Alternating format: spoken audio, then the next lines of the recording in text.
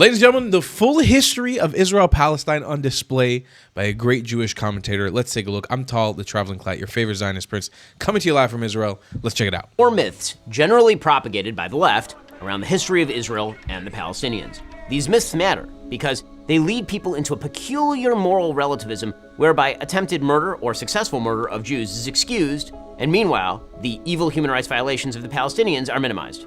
Myth number 1. Israel is historically Muslim territory. This is a pure and absolute lie. Truth. Israel is historically Jewish territory. According to the Bible and certain interpretations of contemporaneous archaeology, Joshua entered the land of Israel in 1400 BC.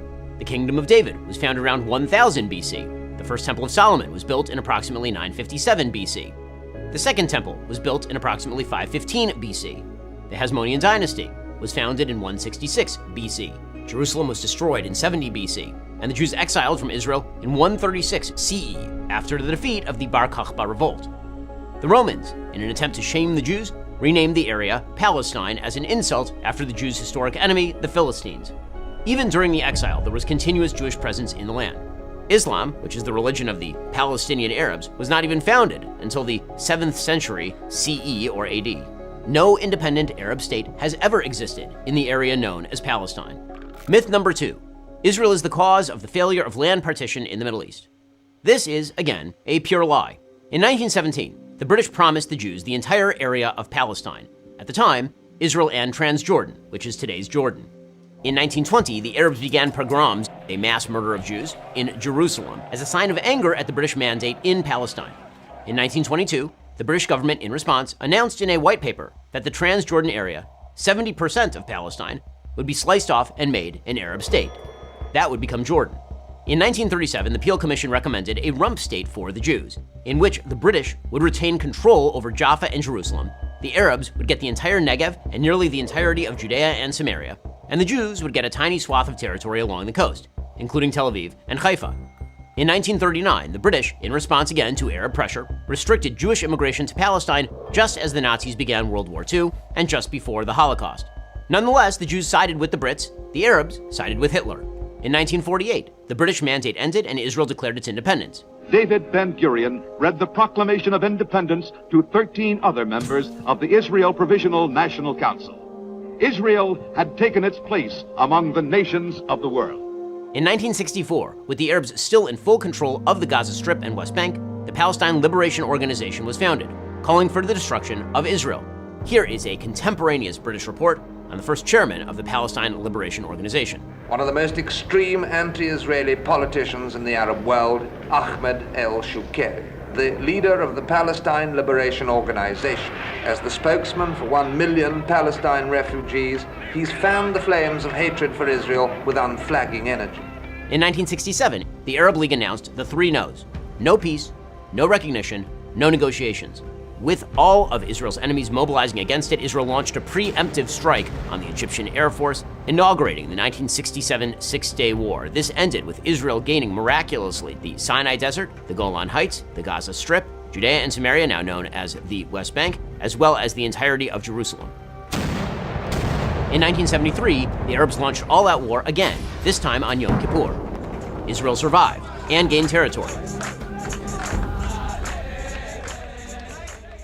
In 1979, Israel gave the Sinai back to Egypt in return for peace. In 1993, Israel agreed to the Oslo Accords, which promised a step-by-step process to establish a Palestinian state.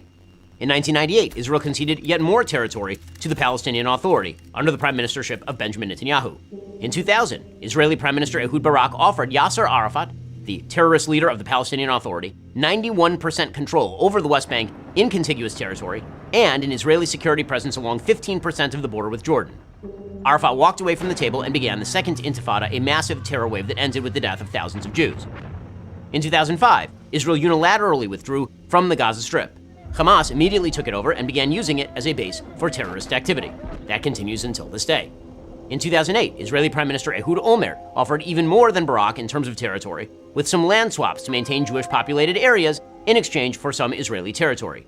Olmert even offered to relinquish Israeli sovereignty at the Temple Mount, the holiest site in Judaism, as well as the entire Old City of Jerusalem to a 5-member non-sovereign international trusteeship comprising Israel, the PA, Jordan, the US, and Saudi Arabia. PA head Mahmoud Abbas walked away without a counteroffer. Myth number 3. Israel expelled all Palestinian Arabs from British Mandate Palestine. This is, again, a lie. Israel's founding documents asked Arabs to stay.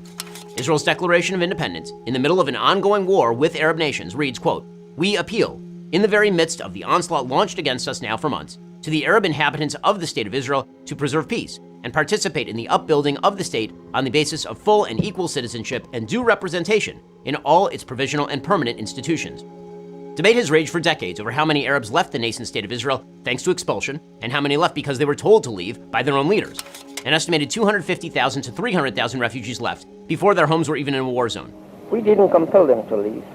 They left on their own will, or rather on the will of the Arab leaders who advised them even before trouble started. The collapse of Arab society during the 1947-48 war, leaving many Arabs without a means of support, has been well documented. Israel will do everything in its power to help the resettlement of these refugees by paying compensation and by other means. Hundreds of thousands of these refugees ended up in the West Bank and Gaza, which remained Arab territory until 1967. Furthermore, Arab nations refused to take in hundreds of thousands of Arabs, turning their co-religionists into refugees who have maintained that status for literally decades, a situation unparalleled in human history. Fully 62% of such refugees live outside the West Bank and Gaza Strip, according to the UNRWA. Meanwhile, Israel, tiny Israel, took in over 800,000 Jews expelled from Arab lands between 1948 and 1951 and never asked for land to be returned to those Jews. Myth number 4. Israel is an apartheid state. Israel is most certainly not an apartheid state. Arab citizens of Israel have the same rights as Jewish citizens. 20% of all citizens of Israel are Arab. The vast majority of Palestinians live under Palestinian rule in the West Bank. All Arabs in the Gaza Strip lived under Hamas rule. Israel's population, again, is 20% Arab. Arab parties have sat in the Israeli government. An Arab sits on Israel's Supreme Court. There are 0 Jews living under Palestinian rule. The only apartheid state is any state of Palestine. All of these myths have consequences. All of these lies have consequences. They lead to a pseudo-sophisticated context that allows for the murder of Jews. It allows people in the West to believe that the grievances that are openly articulated by the Palestinian Authority, Islamic Jihad, and Hamas are actually about territory.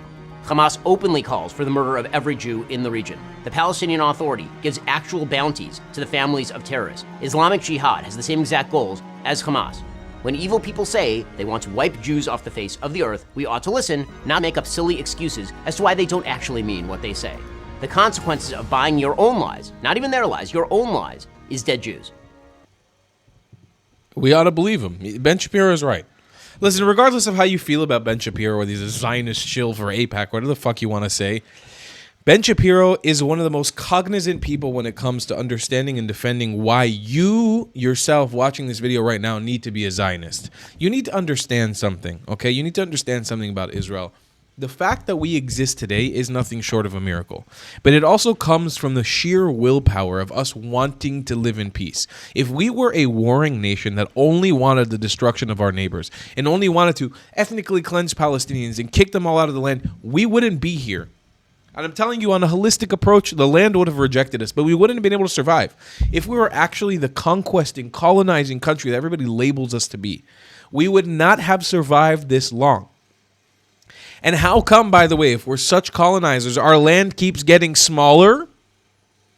We had many opportunities to expand this piece of land and claim sovereignty over giant swaths of it, even now in 2024 and 2025, but we didn't. How do you explain that if we're such terrible, evil people?